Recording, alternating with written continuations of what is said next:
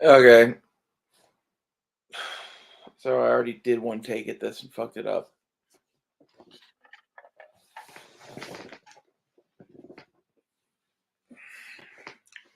I was listening to Jocko Willink talking about if he wants peace for his sons. And I've been thinking about this for a while now, which is that he said shit in that echoed this, which is that every man dies, most don't really live. That's from an old Western movie. I forget which one it is. I think the original quote is every man dies, not every man really lives. I don't remember where that quote is from. I didn't Google it before this. This is for Kossoff, and whoever wants to comment, find me which movie that's from. And this is kind of my point: is that the brave only die once. The cowards die many deaths. I'm kind of in a holding pattern right now for various reasons in life, and which is why I'm like making video vlogs and fucking doing art and working on my fucking kit and redoing my car and all of that shit. Where I am at right now, I need to sit here for a minute and do this shit. It's just the nature of it. Um, I have a list of shit that I still need to buy that I need to make money to get, and even once that's done, I don't know if I'm ever going to be able to just take off and go. That's half of the thing with that is like my goal wasn't to go live van life with the van. My goal was to have a camping vehicle, go take some camping trips, and buy land and camp on that land to homestead it. And basically, I want to camp, but I want to have my own camp with a cabin. Okay, and I'm not building a house really. I'm probably going to build a couple of cabins and like a barn, a blacksmith shop.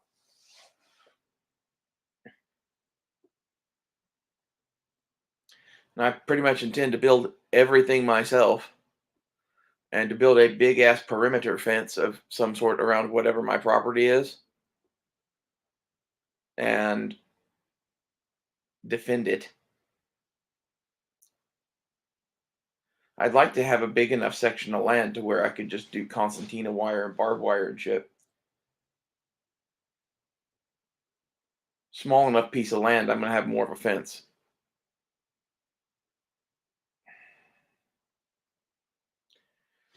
Anyway, that's not the subject of this video. The subject of this video is living a life of high adventure, basically. Don't do whatever it is that they fucking tell you have to do. Whatever it is, that's a lie. This is like one of like the main things that used to piss me off about talking to E Honda every night. Oh, is that basically he wants his children to have some semblance of what he considers to be a normal life.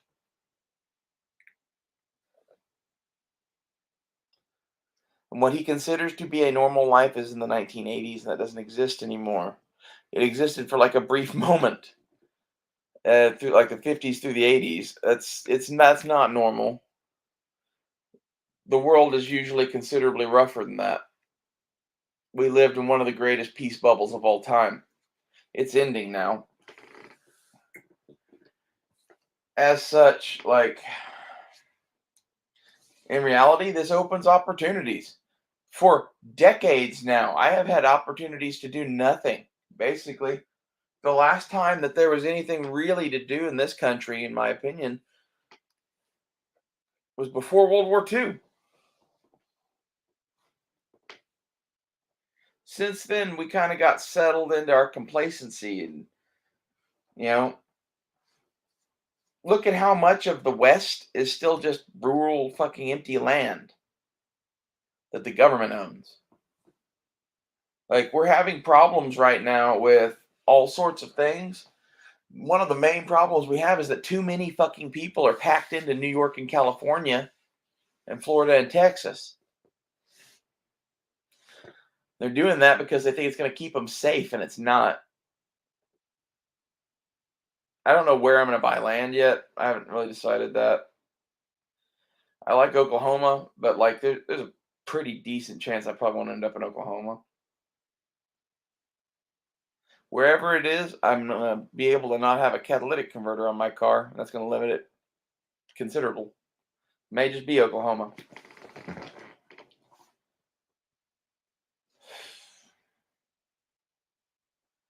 I don't know. There's a part of me that wants to make as much money as I can down here, squirrel it away, and buy a piece of land in like North Dakota that's cheap and has good soil. Like these are considerations above a lot of other shit. And like you're like, you wouldn't like it in North Dakota, the snow, the cold. Like I've been all over the fucking world. When I went to North Dakota to see my friend, it was -60 outside, and I had my girlfriend with me at the time, and I was like, "Hey, I want to see how long I can take it in just a t-shirt." Like, you're fucking crazy. I'm like, "Yeah, if I pass out or something, I'm gonna need someone to go get help. So you get to watch." So she stayed at the door. We're at a door to the hotel, and she was smoking outside. And she liked it because she got to smoke, and then she'd come inside and warm back up, and still just keep watching me from inside the doors, and then come back out and smoke another cigarette. Wait, she couldn't smoke in the hotel room. Like this is what started this. Really is, we were outside because she was smoking, and I go with her when she does that because I love her and I like talking to her. That's any woman I've ever fucking dated. I'm not a smoker, and I guess I tend to date smokers. I vaped nicotine for a while, but I've never smoked. Anyway, I went out there in there's a pair of overalls and a t-shirt, and I stood out there for about 30 minutes in -60-degree weather, and came back inside and was just fine. And I think is I've been cold before. I jumped into my family's pool in December in college, and so growing up, we were poor as shit. Around the time that like I graduated high school, my mother became a full-fledged doctor and started making that kind of money. And the one thing that I got out of that was a place to crash for free during college that had a pool. Which really, for all the shit that I put up with when she was going to school, like I deserved it.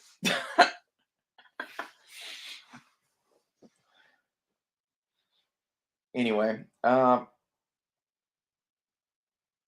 when I jumped into that pool, I could barely walk out of it because I was so cold internally. Standing in that -60-degree weather for 30 minutes, I was fine. My hands were fine. Like this is you should really understand something about me and some other people, and maybe even yourself included, is just because people tell you that X will kill you and X will be bad for you, that's not true. In fact, most of that is a bunch of horse shit. Being exposed to extreme temperature is good for you. Okay? These people, like one of my uncles, sit in their little bubble of safety in their house and critique other people's lives and call people crazy because they don't want to live in a fucking insulated box.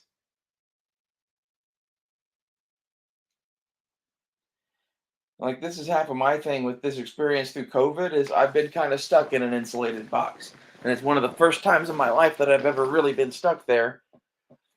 God, I fucking hate it. The thing that I took from COVID is that every man dies, not every man really lives.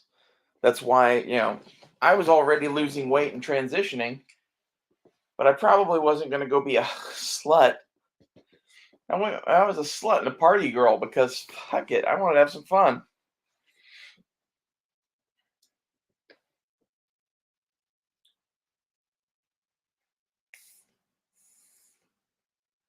You know what? I did have fun.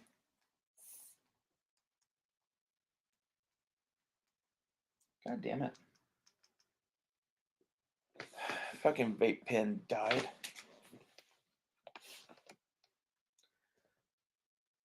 I guess the point of all of this is adventures can be what you make them or whatever. Like, I've had plenty of adventures inside the continental United States that were very fun.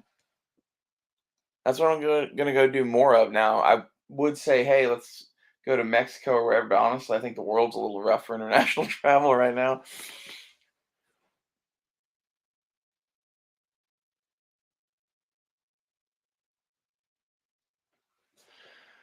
Oh,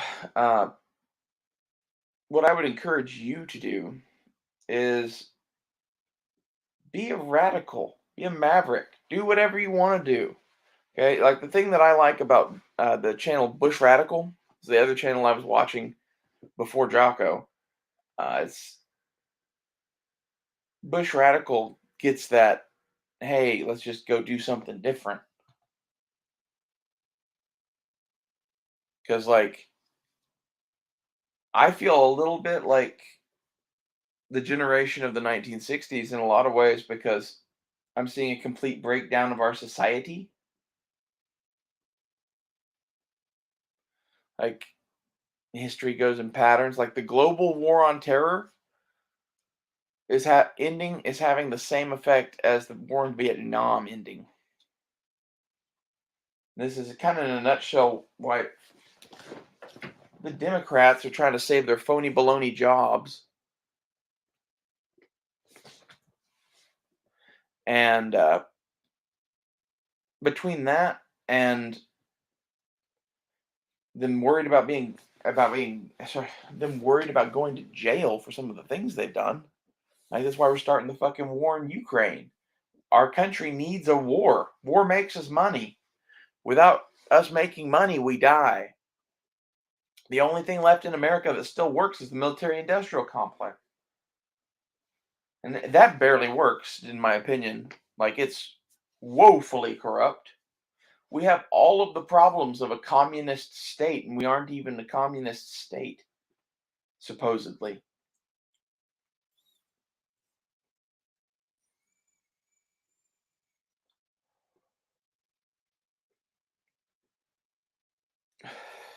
I don't know what the right answer to that is, but what I see on the board is the West is pretty much still open and free, short of California and East Coast, or sorry, West Coast and all that. I mean, like the big states in the West. Alaska is still pretty much free. I want to wander those, and like if I could afford land in Alaska, I would. If I could afford supplies and shit in Alaska, I would. Like I would have to find a job there that paid like a motherfucker. I don't know what that would be.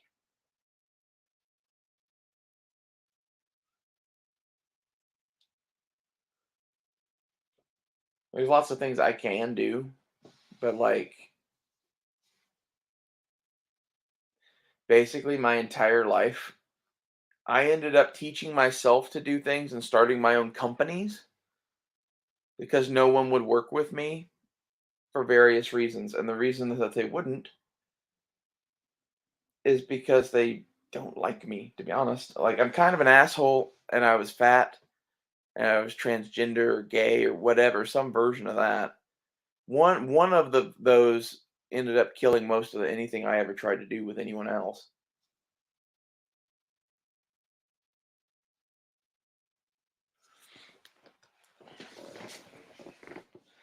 And you might be like, well, that's your own shit. Well, some of it is. Some of it is that the world has fucking issues with anyone that doesn't look perfect because we live in Nazi land. I think the Democrats and the Republicans and really the Americans in general are Nazis. That's what I. I don't mean like the American people. I mean like our politicians. We have our two-party system is a one-party system in reality on some levels, and then Trump and DeSantis and all that shit are trying to like make it a two-party system again, and that's pissing people off because these people realize that as soon as the courts get right, and as soon as we get a president and Congress and all this shit gets sorted out, people are going to go through all the fucking paperwork, and then they're going to start hanging people. Yeah. Personally, I keep coming back to the movie Jeremiah Johnson, and that's where I'm at for now, which is, hey, fuck the wars of the English. Let's just go live on a couple acres of land out in the mountains somewhere.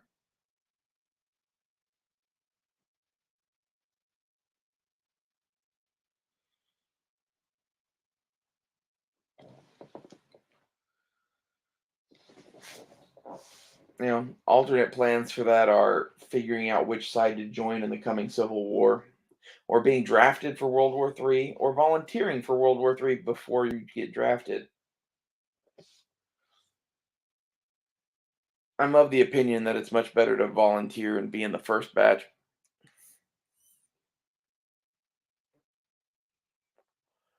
It's debatable though. That could really come back to bite you in the ass.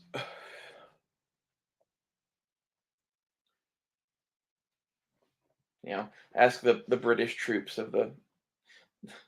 So when World War One broke out, the British sent the British military, the professional English military, the British Expeditionary Force, from England to France to fight off those nasty Germans. And I think it was the Marne, where basically they lost so many people in one day that they didn't have an army anymore. So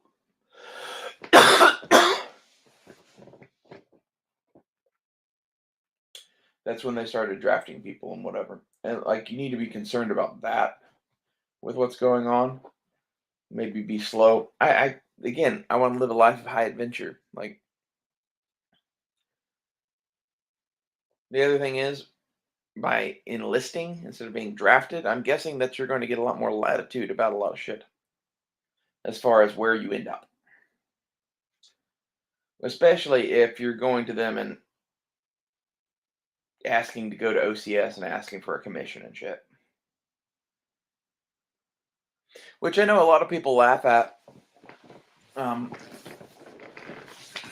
I'm actually getting pretty fucking skinny, to be honest.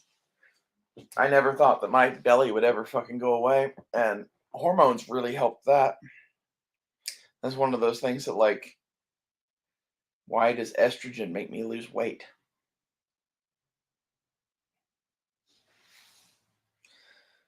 Maybe there's more to fucking people's medical shit than the piss ants on fucking Instagram realize.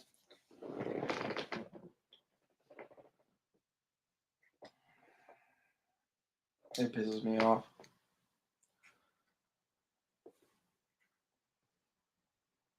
I kind of figure at some point they're probably going to need, you know, other people to do other things if we have World War III going on. That's what I'm going to go try to do.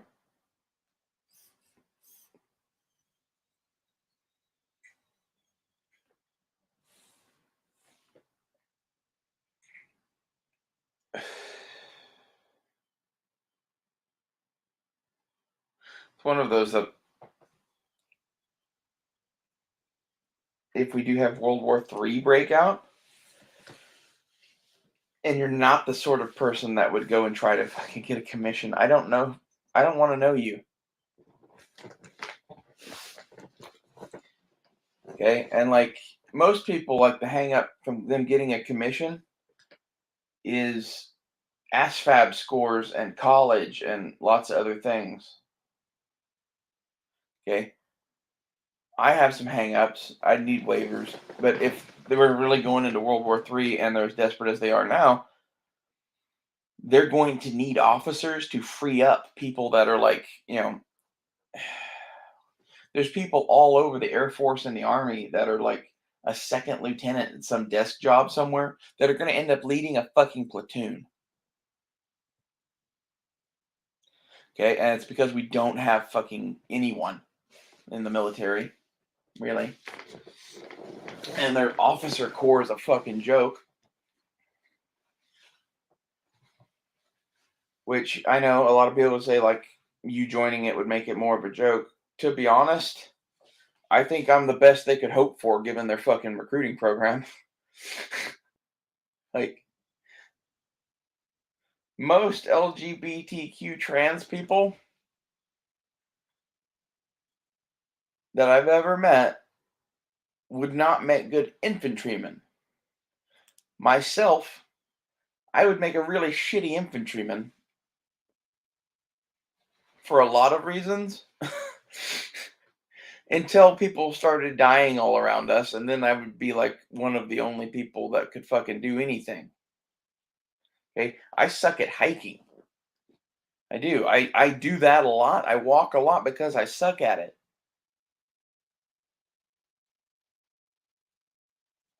You know, strive to be better. Have goals.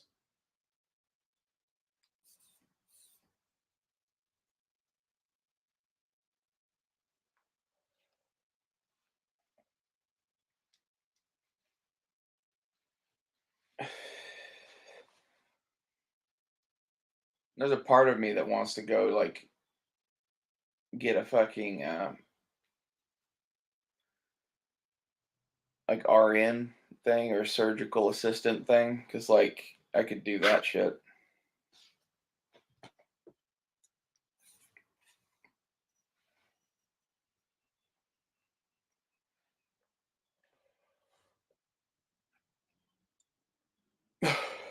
Part of my goal with exercising and losing weight was to be able to do other shit.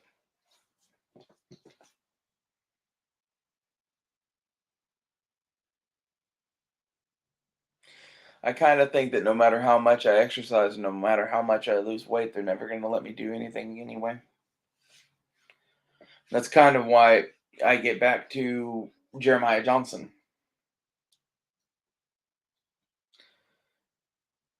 I think if I did join for World War III, best case scenario, I end up dead. Worst case scenario is way, way worse than that. You could end up fucking mutilated or fucking in prison camp in Russia or China. Well, I wouldn't, but you might. The reason I say I wouldn't is because if you're gonna take me, you're gonna have to kill me. From hell's heart I stab at thee. You know, that's what happens when you're really tricky and covered in knives. They're gonna shoot you. And I'm gonna make sure that they don't take me alive because being taken alive is worse than dying. You know, that's one of those things that you should get if you are going to go fight World War III. I wouldn't get caught by either one of those people.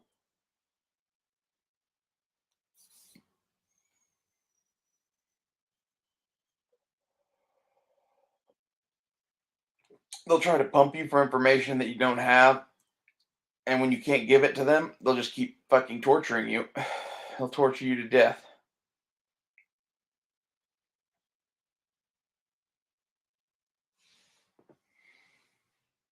Welcome to fucking Asia. Like, I think this is the thing that like the Americans don't understand is they are not fighting Europeans. They are fighting Russians and Chinese that are clearly Asians. Like the Russians are the North Asians. That's what they are. Okay, they have that little patch of Europe that's kind of attached to them. And that kind of leads them. But pretty much everybody else is some sort of somewhere between an Asian person and an Eskimo. There's vast treks of fucking Russia. There's that.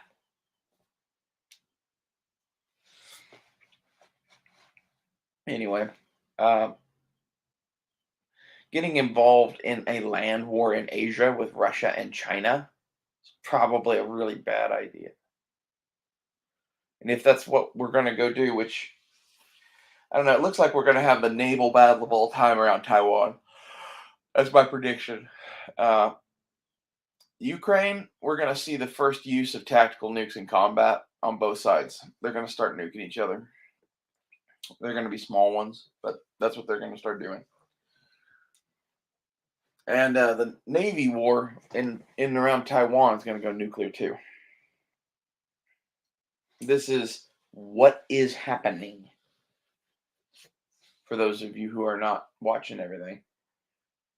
I'm not sure when that happens, but we are like on the slow burn to that unless something big happens in US politics and world events. World War III is coming, and it's going to be a limited nuclear exchange in the Ukraine, at least, and probably Taiwan. And we'll see if it goes beyond that, it's going to be fucking bad. The planet can take some tactical nukes used en masse in a couple of spots. It can't take a full exchange, I don't think. I think the full exchange of the US and fucking Russia destroying every city would end the world.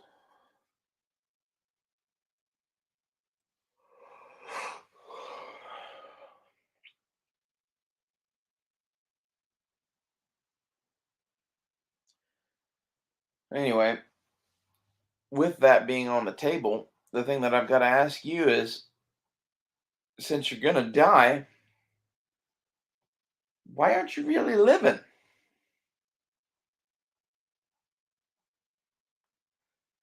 I think you should think about that.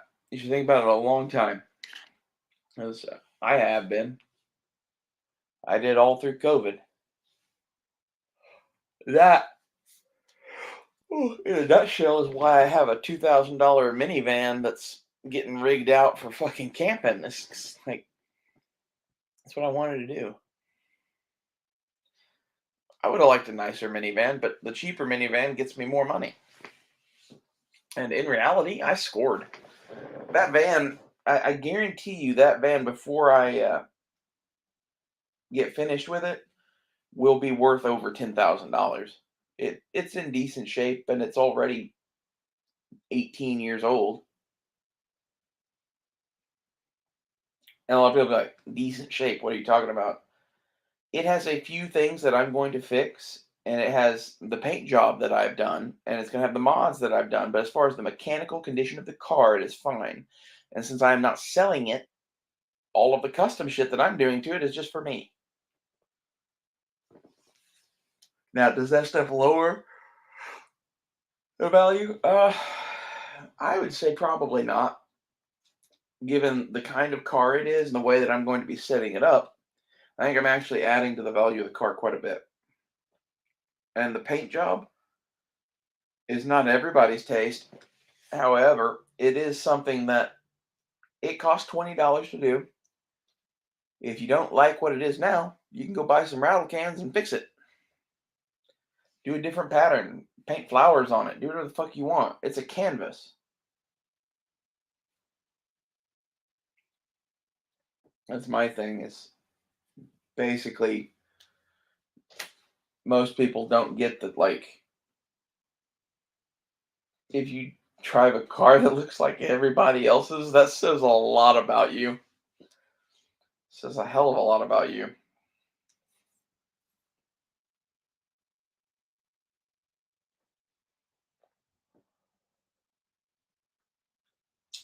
And I guess my thing is, I don't want anyone to think that I'm one of you people. You people who are obsessed with the way things look and the way things or whatever. Like, I like having a car that looks like it's been someplace before.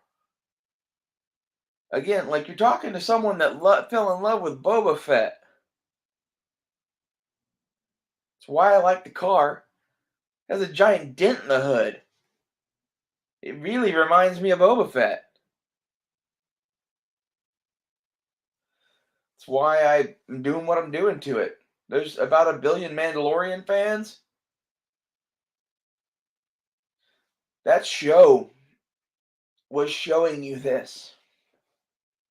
Whether you know it or not, it was.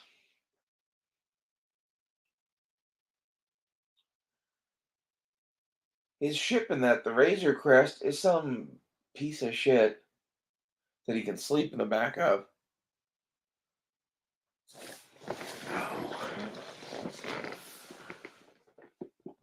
I think Jon Favreau is one of us.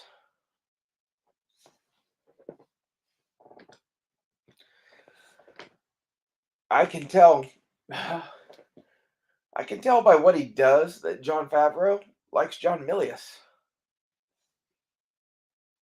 That's what I like about his movies. Like, what's it called?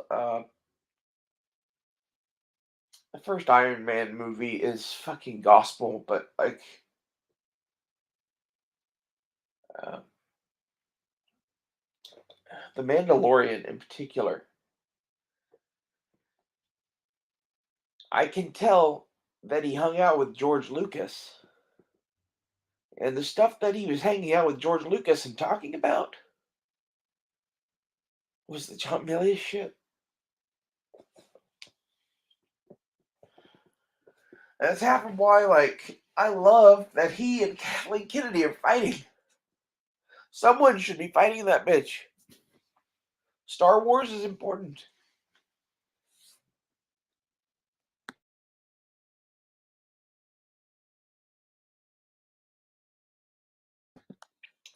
Star Wars is modern myth. Myth and mythology and what you believe about religion and yada yada are it's what informs the core of your being. And many of us here in the now, many of you watching this, had yours written by George Lucas and fucking John Milius. And most people don't know that they fucking were friends. Most people don't know that they wrote Apocalypse Now mostly together at the start. It was gonna be a like guerrilla anti-war film or something all shot in 8 millimeter. They started writing it together. They compiled all of the Vietnam stories that they could get from various people together and started going through them.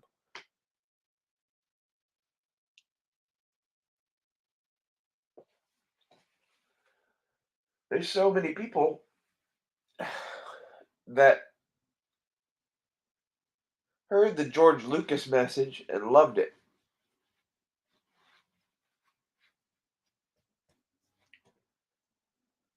Well, I guess this channel is telling those people that it's time to harden your hearts a little bit and go watch Red Dawn.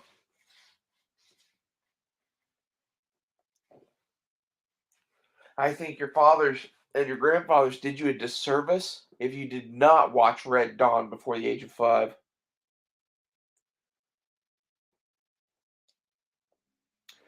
Honestly, it informs everything about who I am in the world.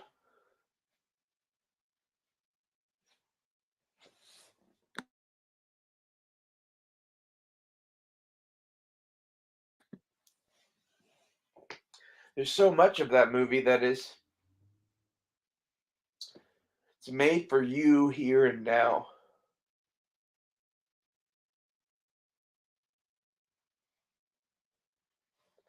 I love it.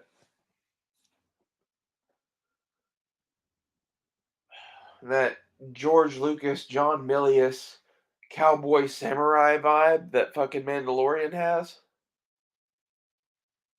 It's fucking badass. It's half of why I started making those Beskar bars and shit is because I was like, oh shit, I can make something like that. And like that's honestly where the patch business started, I think, which is what I'm kind of starting to get into now with the helmet mods. I think I'm going to make some of those and sell them on Etsy and see how they do. Make them as patches. Make a thermometer patch and a calculator patch and a steel counterweight patch. I can't make a Beskar one because apparently Disney has lawyers and think that they own everything.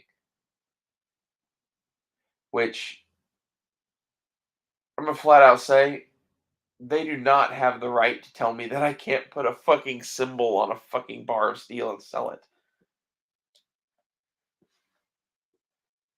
It didn't even say Star Wars anywhere with it or anything. Like, I don't know. They were the ones that decided not to have any merchandise based on that show. It was one of the greatest things I ever really did was make those. That was successful.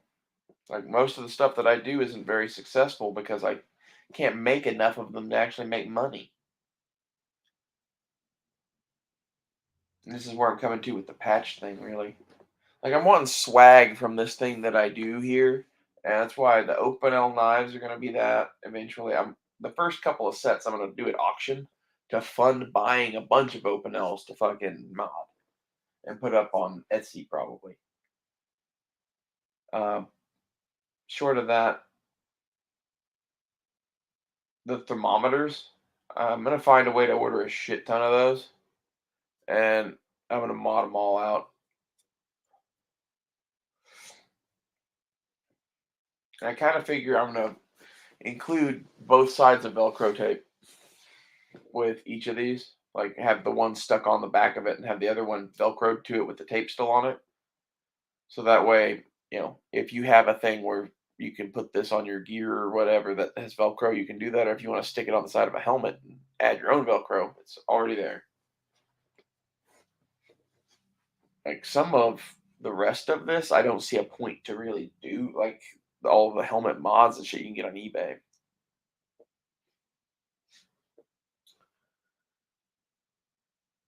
The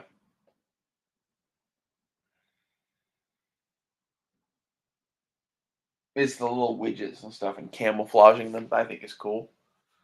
And like on the calculators, I'm gonna write Gucci. I decided I was gonna go with math sucks. Gucci. Like I'm gonna put Gucci or Prada or something like that in Rhodesian paint on the side of a calculator on a fucking helmet. It makes a statement.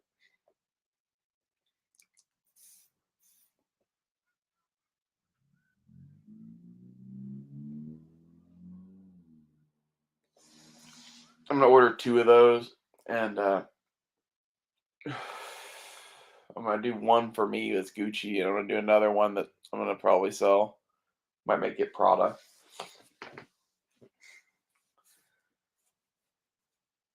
And I was just gonna send that to my mother because I thought my mother's a nerd and she would think it was funny. I might just auction that too.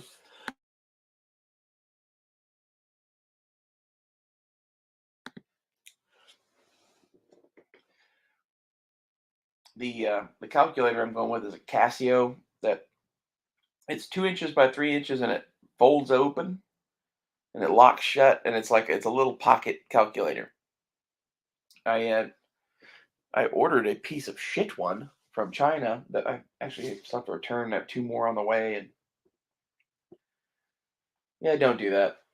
I was thinking, oh, those would be cool, really, really lightweight and minimal and whatever. They just suck. Just get the Casio. I went looking for other small calculators, and it took me about 30 minutes before I found that Casio, and then went sold. And the reason I say that is because in school, the calculators that I used were all either Texas Instruments for big math or for basic math, Casios. Well, Casio solar powered calculators. They work really, really well, and they're like 14 or 15 bucks. I'm probably going to get a couple of those to throw in my shit in addition to the little miniature one on the helmet. And when you're like, why on earth would you need calculators? There's about a billion reasons. Math comes in handy, really, but like in your world and today, it doesn't ever come in handy. The kind of math that does come in handy is geometry and trig comes in handy sometimes. There's a lot of stuff that can come in handy with math, and I have been reliant on a calculator most of my life. I can add. I prefer not to. So, like, this seems really, really like a cheap thing to do that might come in handy. It's kind of like the thermometer. Are you going to really need the thermometer? No, but it's a handy thing that doesn't weigh anything and it's really low profile. And the ones that I'm going to do to sell, I think I'm going to take a Dremel and cut off the keychain ring thing because, like, on the one I had, I just pulled it off and it still has a plastic retainer thing there. And I think I could cut that off before I camo it, make it less prone to snag on shit.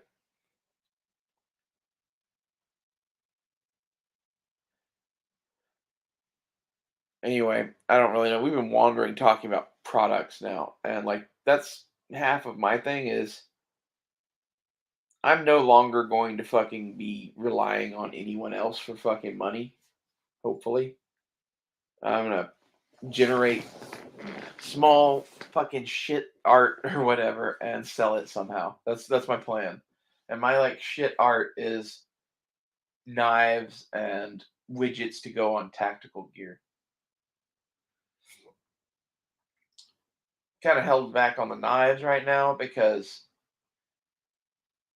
I don't like making sheaths, basically, and I can't really figure out a good way to do that. I used to have Kydex stuff and I actually sold all the Kydex shit. I shouldn't have done that. That was stupid. I uh, I sold it with the grinder and I definitely shouldn't have. To be honest, I was kind of at the point where I'm like I'm not going to be knife making anymore and I don't need any of this shit. And I hate working with Kydex and I hate using Kydex. All of that is still true. I much prefer leather for my knives.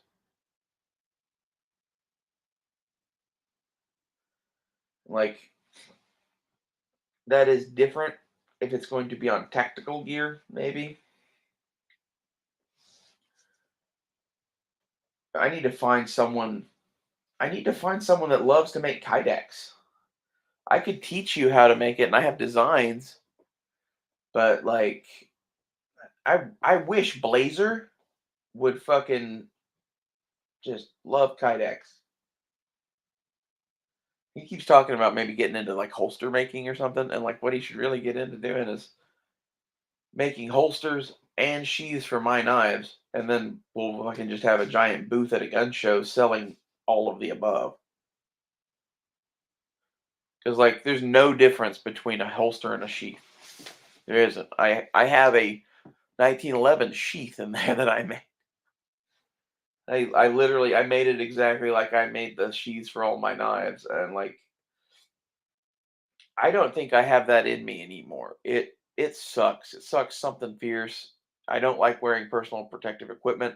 There's plastic dust involved. I don't like it. I much prefer leather, and like even in actual use and whatever, I would rather have even on the Molly or some shit like that. I think I'd rather have leather. Yeah, it comes with drawbacks and whatever, but it's also cool. And like when I say I'd rather have leather on Molly, I mean I would rather make a leather sheath to my design that would work on Molly. I am not capable of making such a thing, but I'm capable of designing it, and I know someone who's capable of making it.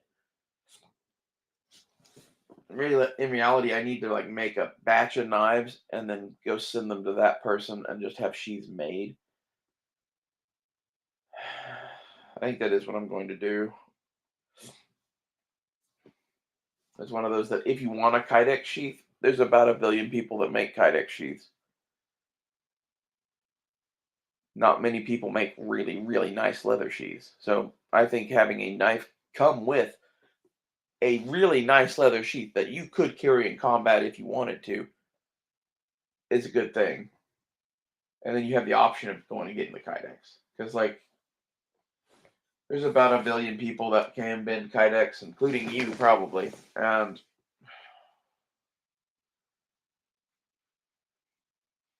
I hate doing it, but at the same time, I'm also finding that I hate not having the tools to do it because I'm like, I need a Kydex thing for this. So I don't know.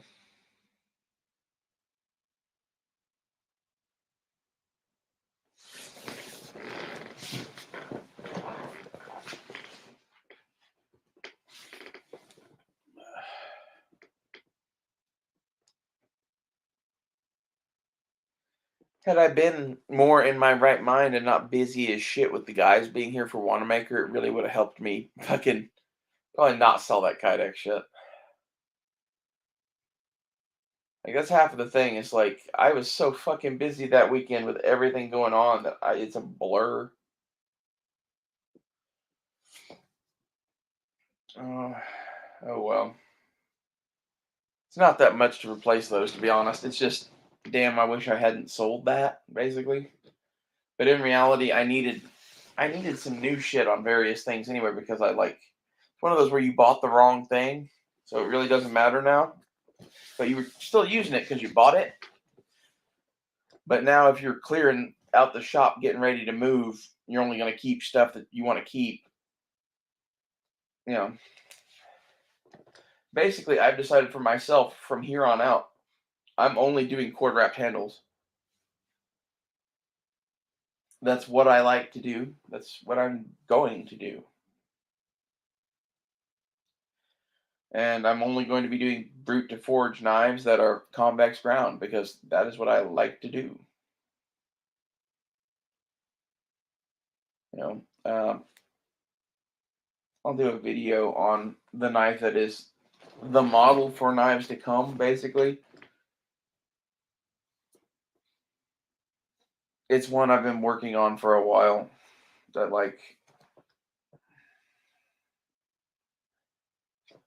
I don't know that I'll ever actually make production knives for sale, but I will continue to fucking invent shit.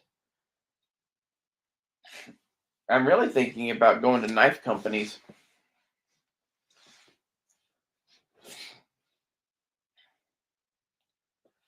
It would help to be able to do real handles, but at the same time, I like the way that I do the handles that I do.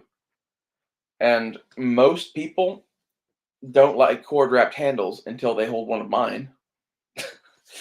There's a couple other people that do this kind of thing. I learned to do this from what's his name? Dawson Knives. What was that? I bought a knife from them that had this epoxy impregnated cord wrapped handle, and it was dope. It took me forever to figure out how to copy that. I'm holding the model knife now. It's not perfect. It needs different shit or whatever, but it's the closest that I've come yet to what I'm going to do. I don't like the blade on it at all. But and the handle shape needs modifying, and there's no way to modify this one because it's already done. It's one of those that I need to make it a little bit bigger here so that it's a little bit bigger there in the final product. Okay, that's all of these cord wrapped handles. That's how I learned to make them. Usually, I wrap them loose and play with them for a long time, and then take it off, and then make adjustments and put it back, and I kind of go back and forth like that. This one, since it was wrapped in that Japanese overwrap that I'm going to do on everything, which is like I cross the rope back and forth in a pattern and make it the same pattern across the whole thing, and then use the epoxy to hold that shit in place. Doing that, there's no way to do that loose. Like the thing that holds that cord on is the epoxy. It's literally the cord that I do that with. First, I run epoxy all through the undercord, smush it in so that it's held onto the knife. Then I wrap the fucking Japanese wrap over it. Then I go back over it with epoxy again and press it into that cord and wipe off all the excess with my hands. And you do it with your hands because basically I have yet to find a cloth that doesn't leave residue on the handle, and your hands are washable. And all you want to do is make sure that there's not like big goops and glops of fucking J-Flex marine epoxy all over the paracord.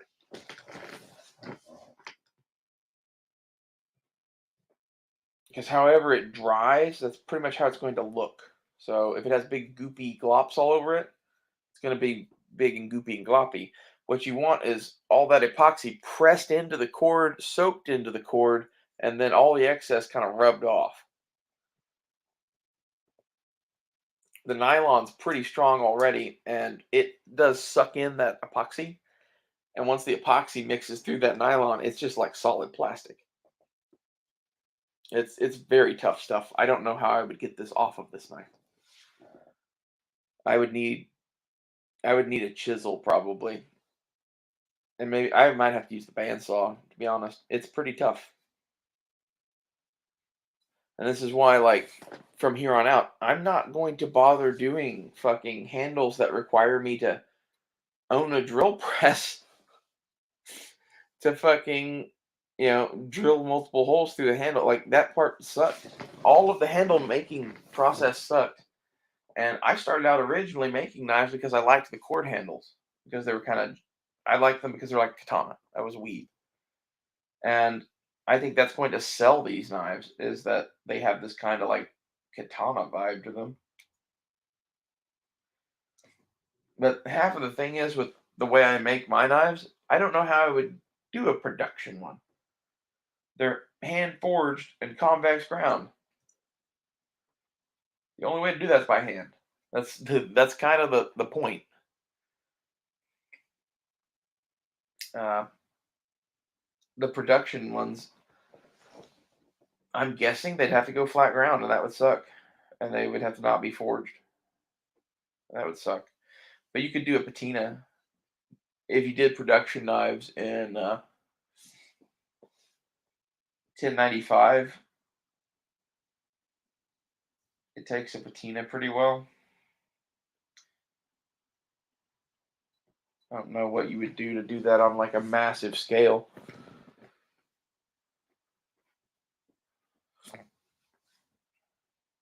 Either that or hell, just do forge scale. That's a good idea. Keep them exactly like these, but make them out of a modern production machine. So they're flat ground and they're fucking made out of a machine. They're not hand forged, but they are heat treated, right? So they're going to have scale on them. Leave the scale on them, sharpen them, whatever you have to grind to sharpen, and then sell them. That's what I would do. I think it would give the knives a really kind of rustic look. And the scale, I like scale on my knives because that is what the metal forms to protect itself from oxidization. Do you know that? In the fire, steel is oxidizing. And in fact, if you start seeing it sparking, that's when it's burning off carbon. So it forms this rust layer to protect its like atomic structure basically from being torn apart. It's pretty dope.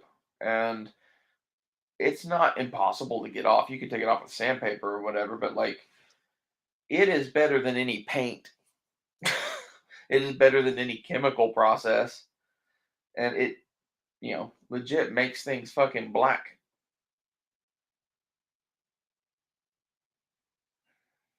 You know, this one I'm holding, I ground too much off of.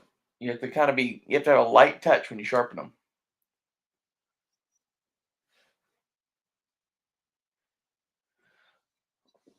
Well, this podcast has wandered all over the place. I guess my point of this is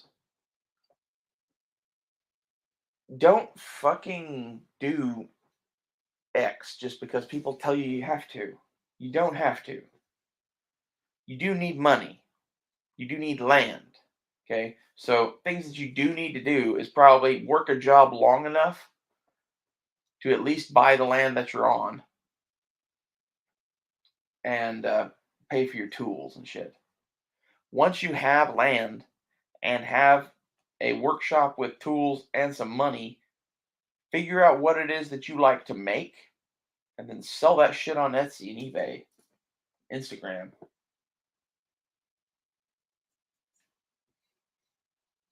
Go to craft shows, go to gun shows. Okay. I know this is like, well, I won't ever have money to go on vacation. Um, tell you this. All of those vacation places I think are kind of overrated. If I was going to take a vacation, it wouldn't cost hardly any money. Okay. Like, oh, but I've always wanted to go to Thailand. Okay, well, that might cost a little bit of money, but the airline flight is not that much, right? What costs a lot? Where you want to stay and what you want to do. Okay. When I go to foreign countries, I stay in like the sleazy hooker motel, and I don't know, I hang out and have fun. Like, maybe that's just me. Like, I like going there for the nature and the people and the food, and you know, I would rather chill with the real people, I guess.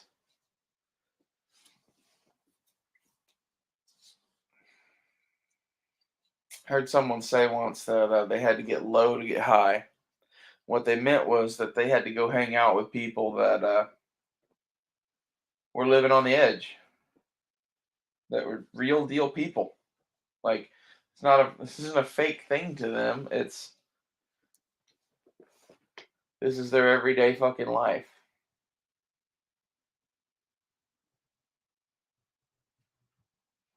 It gives you a lot of perspective, especially if you do that all over the world.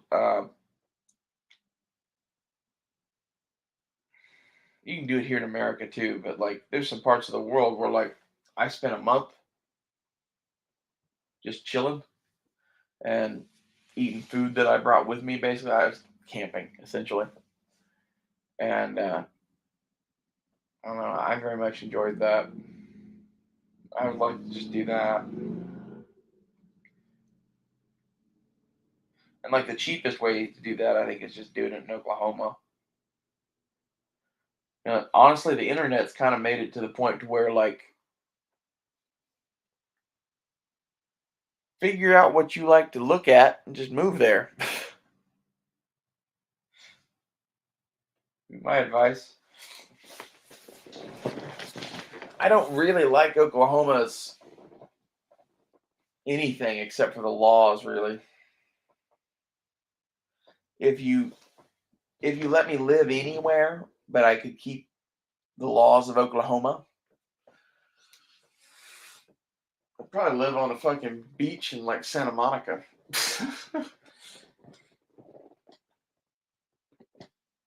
Either that or maybe like Florida. I like Florida. Florida has laws similar to Oklahoma. That honestly, I don't think I would be welcome in Florida anymore. I don't know. There is a very big gay population in Miami. Maybe that's where all the conservative gays have gone. Maybe I should get thyself to Florida. I do kind of want to like live in the swamps, except it's fucking hot as shit there. Like, you're gonna be miserable all the time. I don't want to live in the swamp for forever. I want to go live in the swamp for like a week.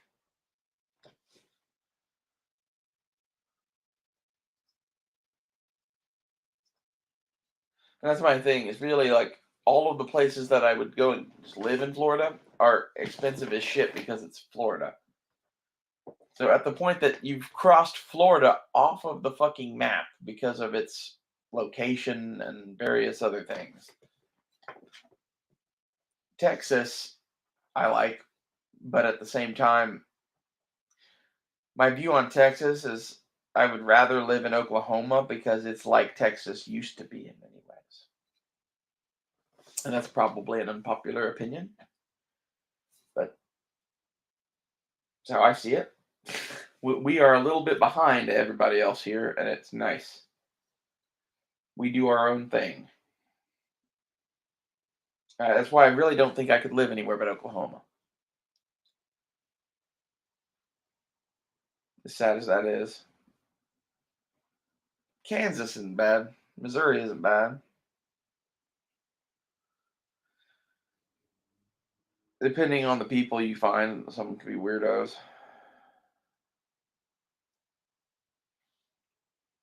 Although, look at me, who might have talked.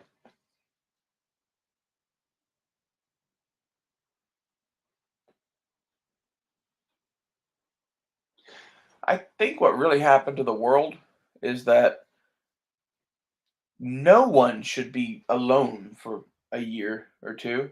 And I think most people kind of were. I think right now we're seeing the effects of it. Well, I hope this has been interesting to someone. Um, it kind of wandered a lot from the original start of this, but that's fine to me.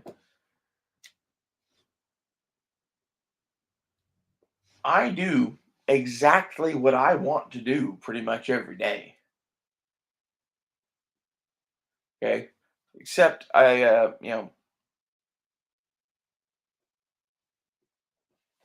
there's two things that I don't do every day that I like. And one of them is playing blackjack.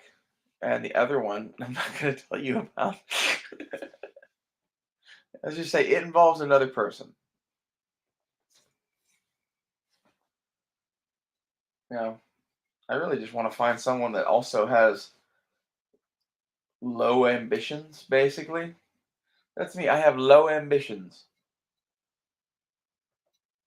All I ever wanted to do was make shit in a garage and sell it for money.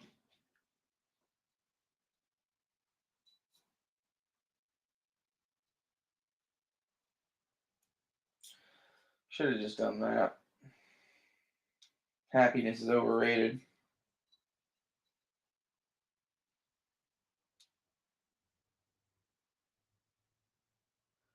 The old me made some cool stuff.